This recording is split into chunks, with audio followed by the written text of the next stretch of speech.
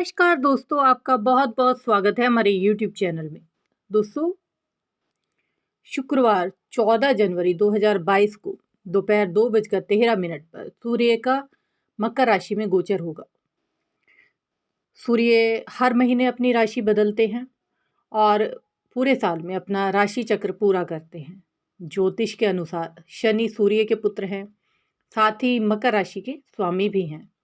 यही वजह है कि ये दिन काफ़ी महत्वपूर्ण माना जाता है और इस दिन मकर संक्रांति के पर्व के तौर पर भी भारत के विभिन्न क्षेत्रों में धूमधाम के साथ मनाया जाता है।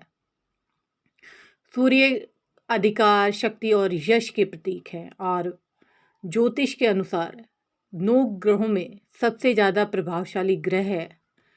इन्हें सूर्य को राजा की उपाधि भी प्राप्त है।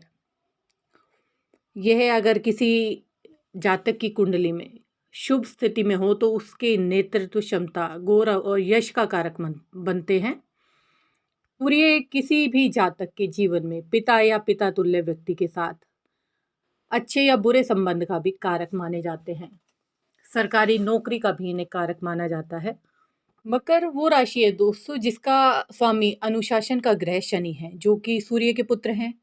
शनि और सूर्य एक दूसरे से बैर भी रखते हैं, लेकिन सूर्य 10वें भाव का प्राकृतिक कारक है। ऐसे में सूर्य का इस राशि में गोचर मकर राशि में आने से शुभ फल प्रदान करता है। शनि को भी करियर, यश और सम्मान के 10वें भाव का प्राकृतिक स्वामी माना जाता है। यही वजह है कि मकर राशि को समाज में किए जाने वाले कर्म का प्रतीक माना जाता है।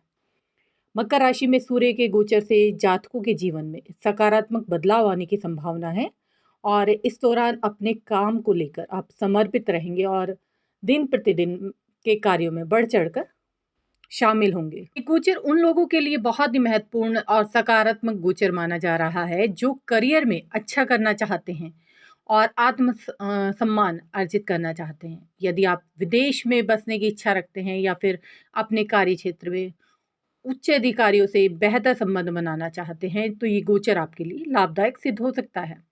धार्मिक नज़रिए से भी ये दिन काफ़ी शुभ माना जाता है, क्योंकि इस दिन से सूर्य उत्तरायण हो जाते हैं और ये अवधि इसलिए भी शुभ मानी जाती है क्योंकि यही वह समय है जब भगवान 6 महीने की अपनी निंद्रा से उठेंगे और त्योहारों की शुरुआत होगी। ज्योतिष के अनुसार शनि और सूर्य के बीच शत्रुता होने के बावजूद भी सूर्य का मकर राशि में गोचर करना जातकों के जीवन को उतना भी नकारात्मक रूप से प्रभावित नहीं करता है। मकर राशि का स्वामी ग्रह शनि है, जो कि न्याय और अनुशासन का प्रतीक माना जाता है और ये गुण सूर्य को भी बेहद पसंद आते हैं। इसलिए सूर्य का मकर राशि में गोचर करना आपके जीवन को लेकर एक कुशल दृष्टिकोण प्रदान करता है। आइए जानते हैं धनु राशि पर इसका क्या प्रभाव होगा। आगे बढ़ने से पहले आपसे निवेदन है, हमारे YouTube चैनल को सब्सक्राइब कर दें, पास ही बने घंटी के बटन को दबा दें ताकि हमारी आने वाली वीडियोस की नोटिफिकेशन पहुंचे आप तक सबसे पहले।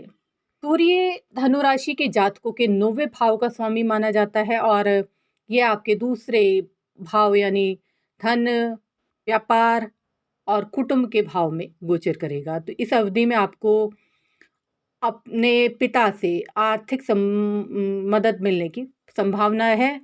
साथ ही पिता की वजह से आपको अपने परिवार की कुछ जिम्मेदारियां उठानी पड़ सकती हैं। ये समय उन जातकों के लिए भी बेहतर रहने की उम्मीद है जो राजनीति में सक्रिय हैं या फिर सरकार के साथ किसी माध्यम से आप जुड़े हुए हैं। आर्थिक दृष्टिकोण से देखा जाए तो यह अवधि आपको लाभ अर्जित करने के लिए अनुकूल रहने की पूरी संभावना है। इस दौरान अगर आप धन को जोड़ते हैं तो ये आपके लिए भविष्य में सहायक सिद्ध होगा। इस दौरान आपको धन अर्जित करने के भी कई मौके प्राप्त होंगे। आपको बस उन मौकों का लाभ उठाना है और आपकी आय में वृद्धि की भी प्रबल संभावना है। आपका प्रेम जीवन भी इस दौरान प्रभावित हो सकता है क्योंकि सूर्य आपके दूसरे भाव में है और इसकी वजह से आपकी भाषा भी प्रभावित हो सकती है, क्योंकि सूर्य जैसा गर्म ग्रह है तो इस समय आपकी वाणी में शब्दों का हेर फेर हो सकता है। इसलिए वाणी पर थोड़ा संयम रखें। आपके अंदर इस अवधि में बहुत कुछ पाने की प्रबल इच्छा हो सकती है। साथ ही इस दौरान आपको दूसरों पर हावी होने की भी कोशिश आप करते नज़र आएँगे। ऐसे में आपको सलाह दी जाती है आप अपने आप किसी भी विवाद से दूर रहें और आगे से आगे विवाद में ना पड़ें। धनु राशि के छात्र इस सूर्य गोचर के दौरान अपनी पढ़ाई पर ध्यान केंद्रित करने में अच्छे सफल रहेंगे, प्रयास उनके सफल होंगे। और यदि किसी कंपटीशन में, प्रतियोगिता में, वाद विवाद में आप भाग लेते हैं तो वहाँ इनाम भी आप जीतेंगे। स्वास्थ्य के दृष्टिकोण से देखें तो आप इस अवधि में शारीरिक रूप से काफ़ी स्वस्थ रहेंगे। धनु राशि के जो जातक सरकारी नौकरी करते हैं उनके लिए इस अवधि में अनुकूल रहने की संभावना है। करियर के क्षेत्र में आप नई ऊंचाइयों को छूने में सफल रह सकते हैं। और इस अवधि में आपके निजी जीवन में जीवन साथी के साथ भी संबंध आपके अच्छे रहेंगे। और ये गोचर अगर रिश्तों के लिहाज से देखा जाए तो आपका प्रेम जीवन भी इस दौरान मज़ेदार रहेगा। प्रेमी जोड़ी इस दौरान अच्छा समय बिताते नजर आएंगे, जिससे उनके संबंधों में भी मजबूती आएगी। आप सूर्य को मजबूत करने के लिए सूर्य के उपाय भी कर सकते हैं। तांबे के पात्र में आप भगवान सूर्य को जल अर्पित करें, और ये आप अगर नियमित रूप से अपने जीवन में अपना सकते हैं तो बहुत ही बेहतर होगा। इसके साथ ही आप चंदन का तिलक भी अवश्य लगाएं, से आप पर गुरु की भी कृपा होगी।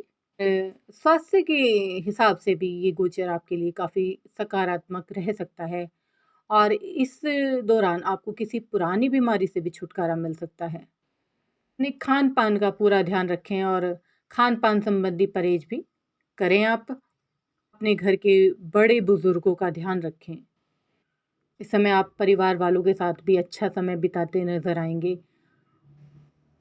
कुछ लोगों को किराए के जरिए इस दौरान आय हो सकती है, जिसकी वजह से आप अच्छा प्रॉफिट भी कमाएंगे।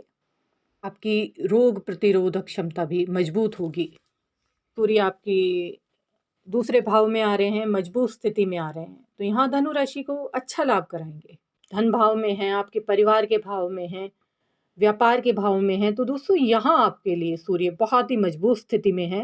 हाँ, आपका अटका हुआ धन मिलने के पूरे पूरे योग बने हुए हैं इस महीने में, और आपके मनवांछित लाभ होने के भी पूरे योग बन रहे हैं। बस आपको इस समय का भरपूर फायदा उठाना है, प्रयास करने हैं।